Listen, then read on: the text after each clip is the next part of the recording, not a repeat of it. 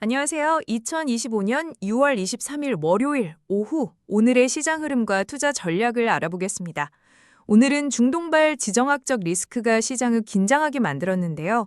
먼저 글로벌 시장부터 살펴볼게요. 이란과 이스라엘 간 긴장감이 여전히 고조되고 있습니다.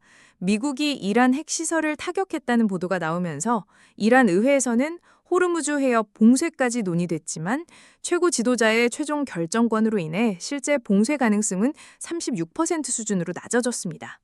하지만 호르무즈 해협이 봉쇄될 경우 국제 유가가 급등하고 시장 변동성이 크게 확대될 수 있다는 우려는 계속되고 있어요.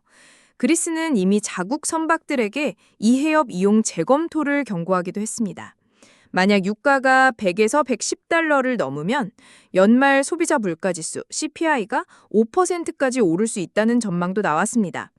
도널드 트럼프 대통령은 이란에게 평화와 전쟁 중 선택하라라고 경고하면서 시장에 부담을 주기도 했는데요. 하지만 펜스 부통령은 정권 교체를 원하지 않는다고 밝히면서 다소 진정되는 모습을 보였습니다. 미국이 삼성전자와 SK하이닉스의 중국 공장에 미국산 반도체 장비 반입을 규제할 수 있다는 소식도 나왔는데요. 국내 반도체 기업들의 실적에 대한 우려가 제기되고 있습니다. 하지만 무역 협상 앞둔 압박용일 수 있다는 분석도 있으니 좀 더 지켜봐야겠습니다. 지난주 미국에서는 스테이블 코인 규제 법안이 통과되면서 서클 등 관련 종목들이 크게 올랐어요. 새로운 결제 시스템에 대한 기대감이 커지고 있지만 JP모건 같은 대형 은행들의 시장 진출로 경쟁이 심화될 수 있다는 점도 염두에 두셔야 합니다. 주요 경제 지표와 정책 일정도 확인해 볼까요? 오늘부터 내일까지는 나토 정상회담이 열리지만 중동 정세 악화로 이재명 대통령은 불참합니다. 오늘 밤에는 파월 연준 의장의 반기 통화정책 보고가 예정되어 있고요. 내일은 한국은행 금융안전회의가 열립니다. 그리고 26일에는 마이크론 테크놀로지 실적 발표가 있으니 국내 반도체 업종에 영향을 줄 수 있다는 점 참고하세요. 국제유가는 이란 이슈로 잠시 77.5달러를 넘었다가 다시 내려왔고요. 현재 78달러가 저항선, 74달러가 지지선으로 작용하고 있습니다. 거래량이 많지 않아서 향후 추이를 지켜봐야겠습니다. FOMC 점도표는 그대로 유지됐지만 올해 금리 인하 2매 가능성은 42%, 2회 이상 가능성은 60% 이상으로 전망됩니다. 연준 이사 중 한 명은 7월 FOMC에서 금리 인하를 논의해야 한다고 주장하기도 했습니다. 변동성 지수 VIX는 20.61을 기록하며 시장의 불안감을 나타내고 있습니다. 지난 금요일 미국 증시는 중동 불안감으로 전강 후양 양상을 보이며 나스닥과 S&P 500이 소폭 하락했습니다. S&P 500은 121선에서 반등했고 나스닥은 21선을 지켜냈지만 아직 매도 신호는 아니라고 합니다. S&P 500 지수는 2800에서 2900 사이를 어떻게 지지하고 넘어서느냐가 중요한데요.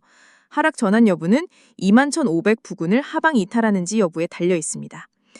에너지와 방산주, 유가 관련주는 중동 정세 불안으로 상승했지만 이스라엘 증시의 방산주는 주춤하고 은행주가 강세를 보이면서 전쟁 종식 가능성을 기대하는 모습도 있었습니다. 애플은 시장 지수를 방어하며 상승세를 보였고요. 팔란티어는 하락했지만 AI 시대의 핵심 기술을 보유한 기업으로 장기적인 관점에서 분할 매수를 고려해 볼 만합니다. 구글은 유럽 벌금, 터키 추가 제재 등 여러 복합적인 이슈로 큰 폭으로 하락했고요. 엔비디아는 5일선과 11선을 일시적으로 깼다가 회복하는 모습을 보였습니다.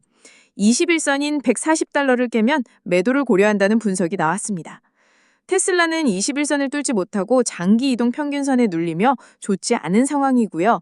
텍사스에서 자율주행차 규제 법안이 등장할 가능성도 있어서 확산에 제동이 걸릴 수 있다는 분석도 있습니다. 우리 시장도 볼까요? 코스피는 지난주 금요일 3,000포인트를 돌파해 3,021포인트로 마감했습니다. 중동 리스크로 하락 출발했지만 낙폭을 줄이며 저점 대비 약 40포인트 상승하는 모습을 보였는데요. 코스피가 단기간에 가파르게 상승해서 조정 가능성에 대한 우려도 제기되고 있습니다. 코스닥은 800을 넘지 못하고 횡보 중입니다. 신용잔고 급증도 단기적인 우려 요인으로 작용할 수 있겠습니다. 외국인 투자자들은 삼성전자, 운송장비를 매도하고 금융, 기계업종을 매수하는 경향을 보였습니다. 삼성전자는 52,000원에서 6만원 박스권에 갇혀 있고요. 6만원 돌파 시도마다 하락하는 패턴이 반복되고 있습니다. SK하이닉스는 맥커리 증권사 보고 이후 25만 원을 넘어 상승세를 유지할지 주목됩니다. 마이크론 실적 발표에 따라 외국인 수급이 변동될 수 있어요. 파마리서치는 오늘과 내일 기업 설명회를 통해 인적 분할 관련 성장 전략을 발표할 예정이고요. 국내 스테이블 코인 관련주와 네이버, 카카오 같은 인터넷주들은 미국 스테이블 코인 규제 법안 통과로 주가가 상승하기도 했습니다. 암호화폐 시장도 살펴볼게요. 비트코인은 호르무즈 해협 봉쇄 이슈로 일시적으로 10만 달러 아래로 내려갔다가 다시 9만 9천 달러대로 회복하는 모습을 보였습니다. 이더리움은 10%, 솔라나는 7% 하락하는 등 전반적으로 큰 변동성이 나타났습니다. 미국 스테이블코인 규제 법안 통과는 암호화폐 시장에 긍정적인 영향을 줄 수 있지만 대형은행들의 시장 진출로 경쟁이 심화될 수 있다는 점 기억하셔야 합니다. 미국 정부는 스테이블코인을 통해 국채 금리를 낮추려는 의도도 있다고 분석되네요. 그럼 투자 전략을 간단히 알아볼까요? 중동 리스크가 커질 때는 정유주, 가스주, 방산주 그리고 해운주와 같은 섹터에 단기적으로 관심을 가져볼 수 있습니다. 하지만 이스라엘 방산주의 차례처럼 과도한 기대는 경계해야 합니다. 팔란티어는 AI 시대의 핵심 기술을 보유한 기업으로 장기적인 관점에서 분할 매수를 고려해 볼 만합니다. 구문의 증시에서는 증권주, 금융주, 비철금속, 게임주 등 경기와 직접적인 연관이 적은 방어적인 종목군에 관심을 두는 것도 좋은 전략입니다. 관망이 필요한 종목들도 있습니다. 엔비디아는 21선인 140달러를 이탈하면 매도를 고려하시고 테슬라는 21선을 뚫지 못하고 있어서 당분간은 신중하게 보시는 게 좋겠습니다. 삼성전자는 6만 원이라는 강한 저항선에 갇혀 있으니 충분한 거래량과 함께 돌파하는 모습을 확인한 후에 접근하는 것이 좋겠습니다. 비트코인 등 암호화폐는 변동성이 크니 10만 달러 회복과 안정적인 흐름이 확인될 때까지는 신규 진입을 보류하는 것이 좋습니다. 무엇보다 중요한 리스크 관리 방안입니다. 투자 종목의 기술적 지지선을 이탈하면 손절을 고려해 추가 손실을 막는 것이 필요합니다. 또한 중동 지정학적 리스크가 확대될 때는 안전자산인 금이나 국채 비중을 늘려 포트폴리오의 안정성을 확보하는 것도 좋은 방법입니다. 현금 비중은 최소 30% 이상으로 유지해서 시장 급락 시에 저가 매수 기회를 잡거나 예상치 못한 상황에 대비한 유동성을 확보하는 것이 중요하겠습니다. 결론적으로 향후 일주일간은 이란, 이스라엘 지정학적 리스크와 국제 유가 변동성이 글로벌 시장의 가장 큰 불확실성 요인으로 작용할 것입니다. 파월 연전 의장의 발언과 마이크론 실적 발표도 중요하니 꼭 주목해 주세요.